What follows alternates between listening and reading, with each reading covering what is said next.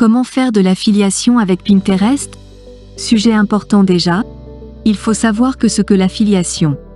L'affiliation, c'est le fait de mettre un produit en avant, et si le visiteur en question achète le produit, vous touchez une commission.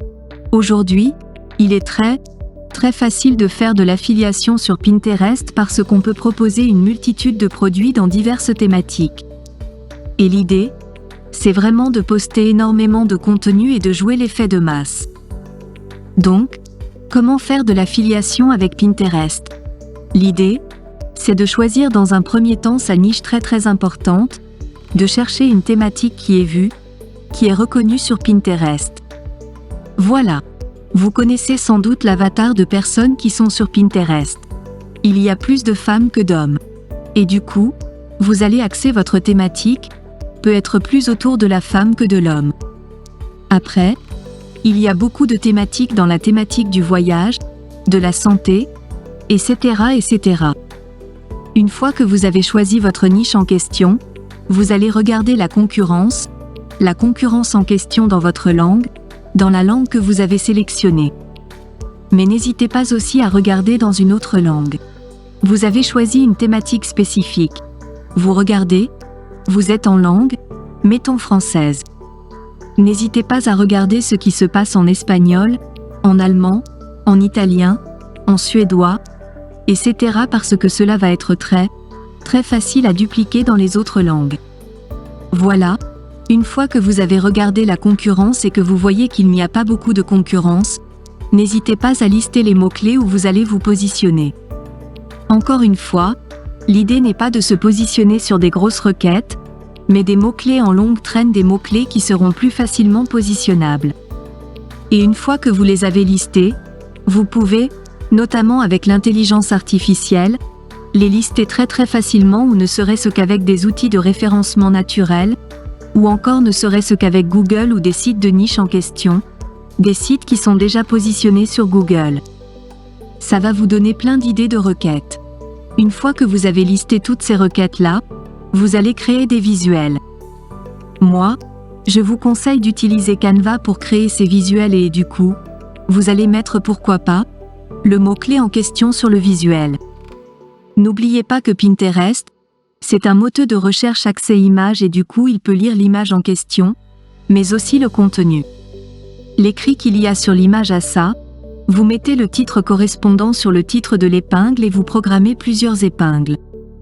Peut être 200, 300, 500, 1000, tout dépend de la thématique de ce que vous voulez faire en question. Vous les programmez, moi j'utilise Sosune.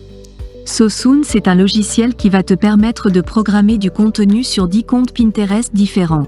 Donc avant de programmer ces épingles, il va falloir créer un tableau. C'est une catégorie ou une sous-catégorie où vous allez rentrer directement tout le contenu en question, tous les visuels en question.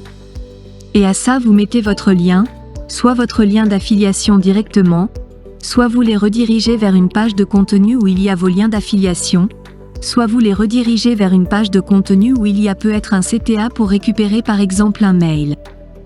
Dans tous les cas, aujourd'hui, il est très facile de mettre en place un système d'affiliation sur Pinterest parce que ça génère quand même du trafic incroyable. Il est sous-exploité et surtout actuellement, vous pouvez aussi vous positionner indirectement sur Google Images. Chose qu'il faut comprendre et apprécier parce que ça vous génère du trafic complémentaire. Vous n'avez pas forcément de site internet à créer et du coup, vous pouvez vous lancer facilement. Une fois que vous vous êtes lancé dans une langue, n'hésitez pas à faire d'autres langues encore une fois.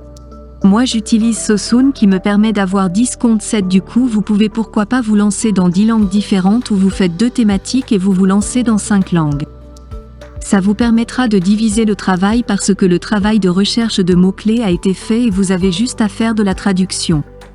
Pour la traduction des requêtes, vous pouvez utiliser par exemple un Google Sheets avec des formules adéquates pour traduire traduire très rapidement toutes vos requêtes et du coup, vous pourrez réutiliser sur Canvas très facilement pour faire des visuels. Donc première chose importante, c'est recherche de niche. Deuxième chose importante, c'est à voir s'il y a beaucoup de concurrence dans plusieurs langues. Troisième chose importante, c'est de lister toutes les requêtes où vous voulez vous positionner, sachant que ce qui est important, c'est les requêtes en longue traîne. Quatrième chose importante, c'est forcément de créer les visuels. Et cinquième chose, c'est de les poster par exemple avec l'outil Sosoon. Et la sixième chose, c'est peut-être de les reposter sur d'autres comptes, via d'autres langues tout simplement. Voilà, j'espère que ça vous a été utile, et je vous dis à bientôt.